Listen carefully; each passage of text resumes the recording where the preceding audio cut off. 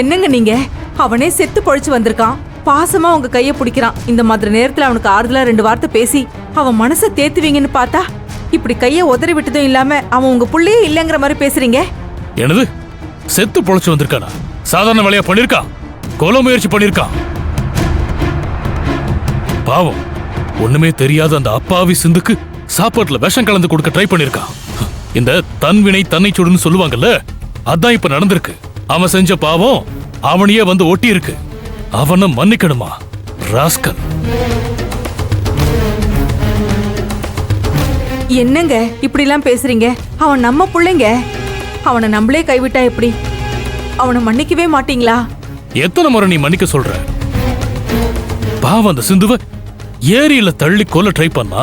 அதுக்கப்புறம் நீ அவனும் சேர்ந்து வீட்டுக்கு வர வச்சு கொல்ல பிளான் பண்ணீங்க. அதுக்கப்புறம் இப்போ சோத்துல விஷம் வச்சு கொல்றதுக்கும் பிளான் பண்ணீங்க. அப்புறமும் எப்படி என்ன மன்னிக்க சொல்ற?